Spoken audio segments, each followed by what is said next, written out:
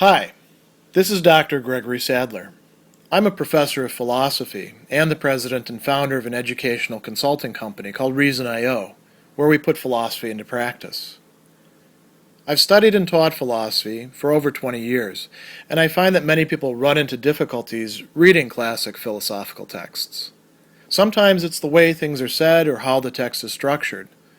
But the concepts themselves are not always that complicated, and that's where I come in. To help students and lifelong learners, I've been producing longer lecture videos and posting them to YouTube. Many viewers say they find them useful. What you're currently watching is part of a new series of shorter videos, each of them focused on one core concept from an important philosophical text. I hope you find it useful as well. Arthur Schopenhauer, in part 3 of his treatise on the basis of morality, is going to focus on the relationship between compassion, Mitleid, and justice, Gerechtigkeit, in chapter 17, which is quite long, and we're going to look here at just some of the first aspects that he treats, and then put the others off for additional discussions. And so he begins chapter 17 by saying, if we consider more closely the occurrence of compassion, which was shown to be the primary ethical phenomenon, it is at once evident there's two clearly separate degrees with it wherein another's suffering can directly become my motive. In other words, can determine me to do or omit to do something. So compassion, Mitleid, should be our motive, our incentive, the thing that is fundamentally driving us. And this is going to bring us into conflict, you could say, with other motives that we do have by virtue of being human beings and by virtue of our own unique expression of human nature. So what are these two degrees? These are what are going to yield us the two virtues, as he's going to call them. So they counteract egoistic or malicious motives. That is what we're going to be calling justice, right? And we're driven quite often, if not by malicious motives, many of us do have those, we're definitely driven by egoistic ones, and so we have to say no to them. We have to prioritize over them in some ways. And then we can have another person's suffering becoming something that incites us to active help, and this is going to lead to philanthropy or to loving kindness. Menschenliebe, literally the love of humankind. So these are both going to be central, and they're both about the suffering of others.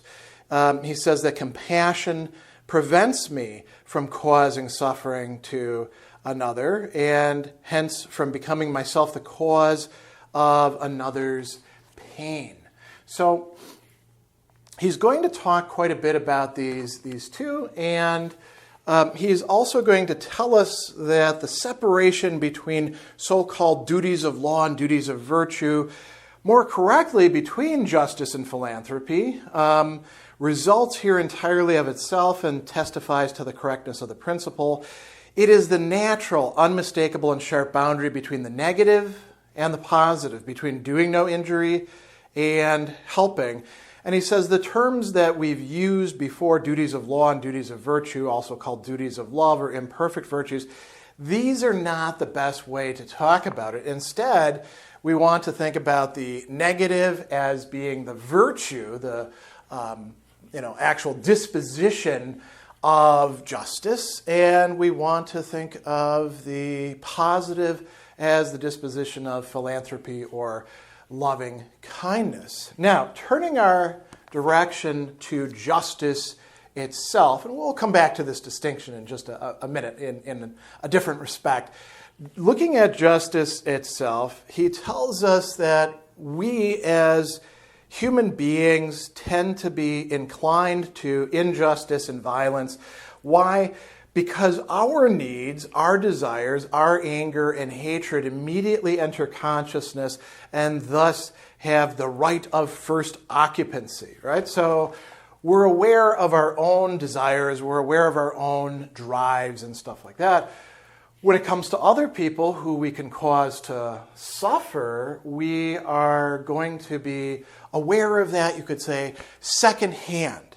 He tells us that the sufferings of others that are caused by our injustice and violence enter consciousness merely on the secondary path of the representation and only through experience, thus indirectly. So, to take an example, we say something that is deeply hurtful to another person, and we don't realize it at the time that we're saying that it's going to be so hurtful to the other person, and then we see, for example, the pained look on their face, or their complaints, or crying, or something like that, and we're like, oh, I shouldn't have done that. Well, that is something that we have to become aware of piecemeal, you could say. And we can never be completely sure. Somebody could be faking it. Whereas, we ourselves, we're conscious of our own suffering when it happens, right? Although we can hide that from ourselves as well. And so, how does justice work? He tells us that the first degree of the effect of compassion, if we actually are feeling it, is that it opposes and impedes those sufferings I intend to cause others by my inherent moral forces. It calls out to me, stop! It stands before the other man like a bulwark, prompting him from the injury that my egoism or malice would otherwise urge me to do. So, again, to go back to the example of insulting somebody. So now you know that saying a certain thing to them is going to be hurtful, insulting, perhaps humiliating, and you're still wanting to do it, maybe out of egoistic motives. You want to put them down so you can be higher up, or you want to neutralize them in some way. Or it could be pure malice. You just want to hurt them for the sake of hurting them. Or you're driven by envy or something like that Schopenhauer is willing to call an effect of malice. Well, the compassion stands in the way through this mode of justice, saying, don't cause that suffering. And it has to do that precisely because you do intend to cause the suffering. It doesn't have to say it if you don't intend it. Now, he goes on a little bit further, and he says, if my disposition is susceptible to compassion up to that degree, it will restrain me wherever and whenever I feel inclined to use another's sufferings as a means to the attainment of my ends. It is immaterial whether that suffering is instantaneous or comes later, whether it's direct or indirect, affected through intermediate links. And so he gives some prime examples here. I will just as little seize another person's property as I shall their person. I shall cause him just as little mental suffering as bodily. I shall therefore refrain not only from every physical injury, but the infliction of mental suffering through mortification, alarm, annoyance, or slander. The same compassion will prevent me from seeking to satisfy my desires at the expense of women's happiness, or from seducing another man's wife, or even from ruining youths morally and physically by tempting them to commit pederasty. You won't be engaging in sexual improprieties that are, damaging to other people, to their structures of relationships, perhaps to their own psychological development. So this is very important. Can compassion do this all the time? Well, no. And in many cases, what we need is something a bit more consolidated. This is part of why we can talk about a virtue of justice. So Schopenhauer brings up rational reflection. He says, rational reflection on this idea of not harming others raises noble dispositions to the firm resolution, grasped once for all, of respecting the rights of everyone, never allowing themselves to encroach on them, keeping themselves free from the self-reproach of being the cause of another's suffering. So we human beings can, in fact, be just to each other, not just by being provoked immediately by feeling or compassion, but by consolidating it into a disposition, raising the noble disposition to resolutions, right? So he talks about how principles and abstract knowledge. They are not the original source or first foundation of morality, but they are, as he says, indispensable to a moral course of life. And he's got this interesting metaphor here. They are the receptacle or reservoir which stores the habit of mind which is sprung from the fount of all morality, a habit of mind that does not flow at every moment, but when the occasion for its application arises, flows along the proper channel. So we've got, you could say affectivity, and we've also got the use of our intellect in a practical way. So principles and abstract knowledge are indispensable. And he goes on a little bit further and he says, self-control is the steadfast adherence to and observance of principles in spite of the motives that act against them. So self-control is really central there as well. He talks about compassion sometimes coming forth in what he calls individual cases, so in particular circumstances, and that has to happen occasionally. Why?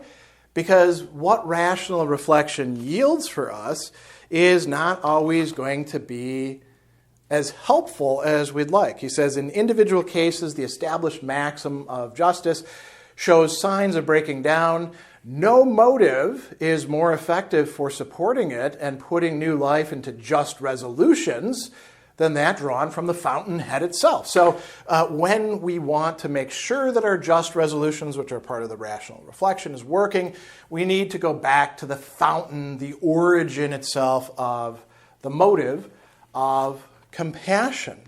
And so he says that this holds good not merely where it's a question of personal injury, but also where damage to property is concerned. And here he's got some other good examples as well.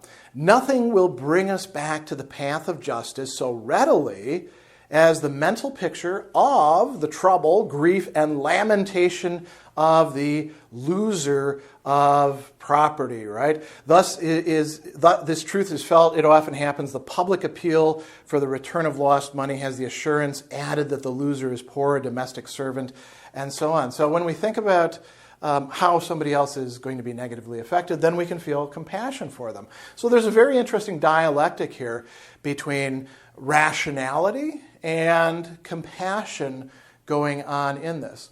Now, I mentioned we would come back to this distinction between justice and philanthropy because we should take notice of something kind of boneheaded that Schopenhauer says in this. Like many other male philosophers, you get the idea that Schopenhauer doesn't understand women very well and is willing to make some super sweeping generalizations about the differences between men and women. So what he says here is, we can find the reason why women are, as a rule, inferior to men in the virtue of justice and thus of uprightness and conscientiousness. And he says, by contrast, they surpass men in the virtue of philanthropy or loving kindness. And why is this the case? He says, the weakness of their reasoning faculty, they're less capable than men of understanding and sticking to universal principles and taking them as a guide.